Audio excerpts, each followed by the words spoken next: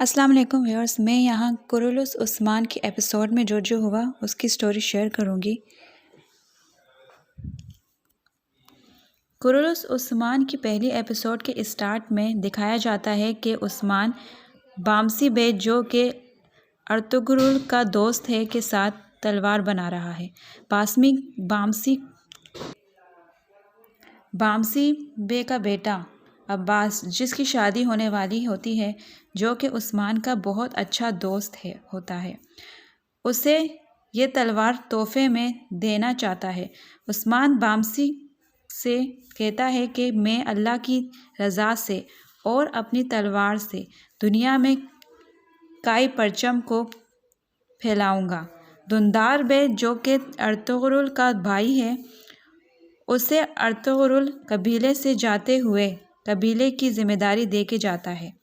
Ertugrul کونیا گیا ہوا ہے کسی کام کے لیے، اس لیے وہ قبیلے میں موجود نہیں ہوتا۔ دندار بے جو کہ بہت شاطر ہوتا ہے، جسے ارطغرل کی سرداری چاہیے ہوتی ہے، وہ چاہتا ہے کہ وہ کئی قبیلے کا سردار بنے۔ اس کی بیوی زہرہ خاتون ہوتی ہیں، وہ بھی دندار کی طرح اقتدار کی ہوس رکھتی ہے اور بہت سی سازشیں کرتی ہے۔ دندار بے چاہتے ہیں کہ وہ قلوچیزار کے بادشاہ تکفر کو تحفے دے کے معاہدہ کریں تجارت کا، لیکن عثمان نہیں چاہتا کہ معاہدہ کیا جائے۔ عثمان چاہتا ہے کہ تلوار سے جنگ کر کے قلعے کو حاصل کیا جائے، لیکن اس وقت دندار بے سردار ہوتا ہے، اسی لیے اس کی خواہش پہ عثمان نہ چاہتے ہوئے تحفے لے کر جاتا ہے۔ یہ قافلہ دندار بے، عثمان، عباس اور گندوز جو کہ ارطغرل کا بیٹا ہے پر مشتمل ہوتا ہے۔ یہ قافلہ جب قلعے پہنچتا ہے تو وہاں بادشاہ اپنی بیوی صوفیہ کے ساتھ ان کا استقبال کرتا ہے۔ وہاں دندار پر حملہ ہوتا ہے جسے عثمان ناکام بنا دیتا ہے، لیکن حملہ آوروں کو پکڑ نہیں پاتا۔ بادشاہ عثمان کو یہ ذمہ داری دیتا ہے کہ وہ ان غداروں کو پکڑے۔ صوفیہ جو کہ بادشاہ کی بیوی ہوتی ہے، اس نے ان حملہ آوروں کو ہائر کیا ہوتا ہے دندار کو مارنے کے لیے، تاکہ یہ معاہدہ نہ ہو سکے۔ وہ دوبارہ سے آدمیوں کو ہائر کرتی ہے عثمان کو مارنے کے لیے۔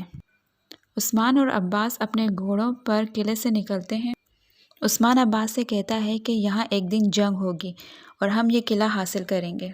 آگے ہی ڈاکو جو کہ صوفیہ نے عثمان کو مارنے کے لیے بھیجے ہوتے ہیں، گھات لگا کے بیٹھے ہوئے ہوتے ہیں۔ وہ ان دونوں پر حملہ کرتے ہیں۔ اس حملے میں عباس بہت زیادہ زخمی ہو جاتا ہے اور عثمان زخمی ہو کر ایک تالاب میں گر جاتا ہے جو کہ کیچڑ سے بھرا ہوا ہوتا ہے۔ ڈاکو انہیں مرا ہوا سمجھ کر چلے جاتے ہیں۔ عثمان کا گھوڑا اسے بچانے کی کوشش کرتا ہے۔ وہاں سے دو عورتیں گزر رہی ہوتی ہیں۔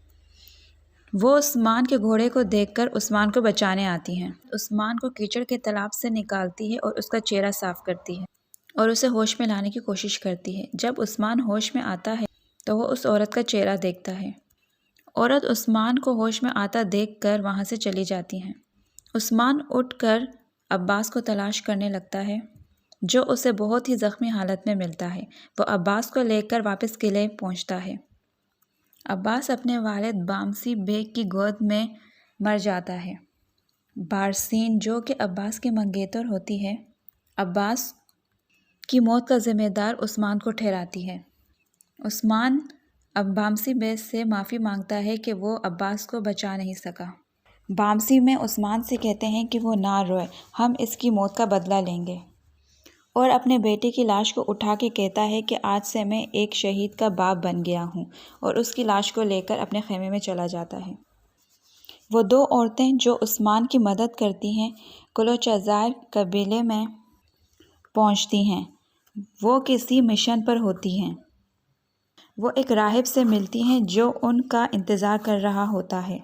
وہ ایک خفیہ پاس ورڈ کے ساتھ قلعے میں داخل ہوتی ہیں۔ وہ کسی مقدس چیز کو حاصل کرنے کے مشن میں ہوتی ہیں۔ کئی قبیلے میں دندار بے عباس کی موت کا ذمہ دار عثمان کو ٹھہراتا ہے اور اسے بہت برا بھلا کہتا ہے، جس سے عثمان غصے میں آ کر کہتا ہے کہ وہ بدلہ ضرور لے گا۔ کمانڈر کولونار اور صوفیہ جو کہ تکفر کی بیوی ہے ایک دوسرے سے محبت کرتے ہیں۔ یہ بات بادشاہ کو پتہ نہیں ہوتی۔ وہ عورت جو کہ عثمان کو بچاتی ہے وہ اپنے بیڈ پر بیٹھ کر ایک جنگجو کا خواب دیکھ رہی ہوتی ہے جسے اس نے بچایا ہوتا ہے۔ وہ یہ سوچتی ہے کہ وہ کون تھا اور وہ اسے اپنے دماغ سے کیوں نہیں ہٹا سکے۔ عباس کو دفنا دیا جاتا ہے۔ جنازے کے بعد بامسی بے عثمان کو وہ تلوار جو تحفے میں دینی ہوتی ہے دیتا ہے اور کہتا ہے کہ وہ اس تلوار کے ذریعے بدلہ لے۔ عثمان بامسی سے وعدہ کرتا ہے کہ وہ بدلہ ضرور لے گا۔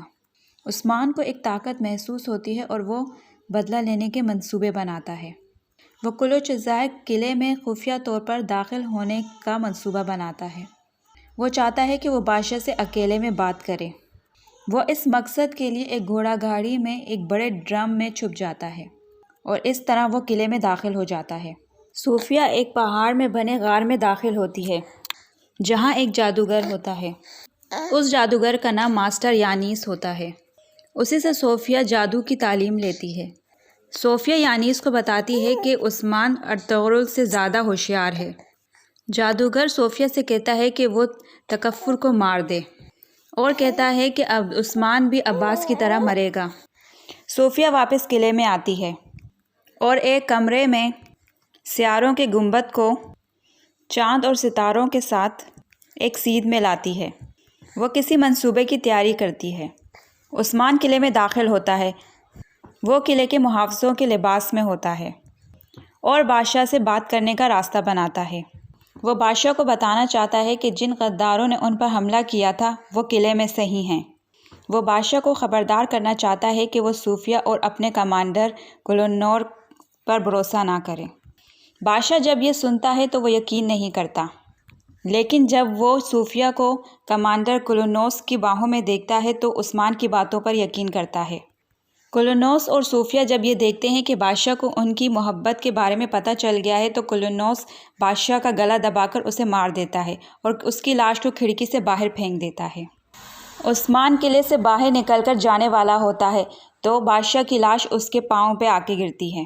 وہ دوبارہ قلعے میں داخل ہوتا ہے بادشاہ کے قاتلوں کو پکڑنے کے لیے۔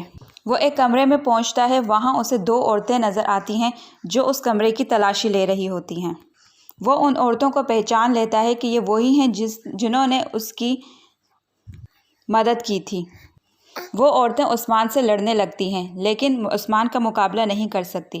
عثمان اس عورت سے پوچھتا ہے کہ جب تم نے میری حفاظت کی تھی تو میں تمہیں فرشتہ سمجھتا تھا، لیکن ابھی میں تمہیں قاتل سمجھتا ہوں۔ وہ لڑکی سے پوچھتا ہے کہ مجھے یہ بتاؤ کہ تم آخر ہو کون؟ اس طرح پہلی ایپیسوڈ ختم ہو جاتی ہے۔ ایپیسوڈ کے ساتھ پھر ملتے ہیں۔ میرے چینل کو ضرور سبسکرائب کیجیے گا۔ اللہ حافظ۔